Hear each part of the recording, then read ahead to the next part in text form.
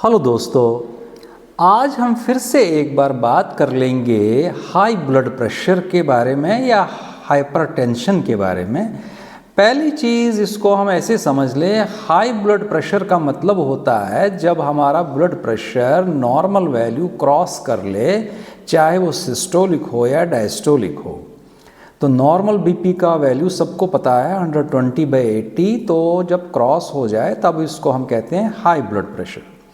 अब रही बात हाइपरटेंशन किसको कहते हैं। हाइपरटेंशन का मतलब हुआ जब उसी एलिवेटेड ब्लड प्रेशर को हम मेजर करते हैं, जब वो मेजर करने लायक हो, जैसे 140 बाई मान लीजिए 110, तो उसको हम हाइपरटेंशन कहलाते हैं।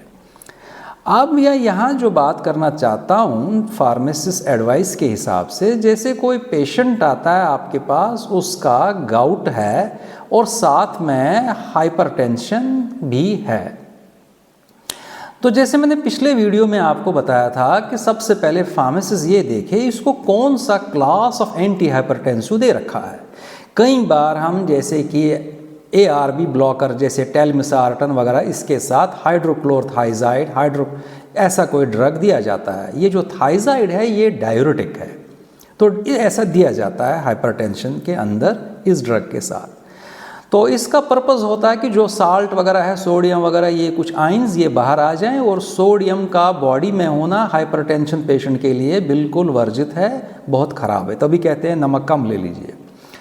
अब अगर उस शख्स को गाउट है और वो थाइजाइड क्लास ऑफ डायूरेटिक भी ले रहा है एंटी हाइपरटेंसिव दवाई के साथ साथ, तो फार्मासिस्ट को उसको कहना पड़ेगा कि आप सर ये थाइजाइड वाला पार्ट जो है ना ले, क्योंकि गाउट में क्या हो जाता है कि यूरिक एसिड की लेवल ज़रूरत से ज़्यादा बढ़ जाती है और वो एक्सक्रीट नहीं हो पाता है, तो वो हमारे जॉइंट्स के अंदर उसका जमावड़ा हो जाता है, जिससे पेन स्वेलिंग वगैरह हो जाती है।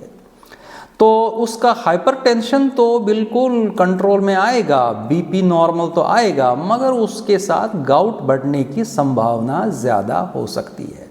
वो फील करेगा कि मेरे पेन ज़्यादा ही बढ़ रहा है, क्योंकि ये थाइजाइड जो है यूरिक एसिड के एक्सक्रीशन को रोक देते हैं, स्टॉप कर लेते हैं या काफ़ी कम एक्सक्रीट होने, तो समस्या घटने की जगह गाउट बढ़ेगा ही।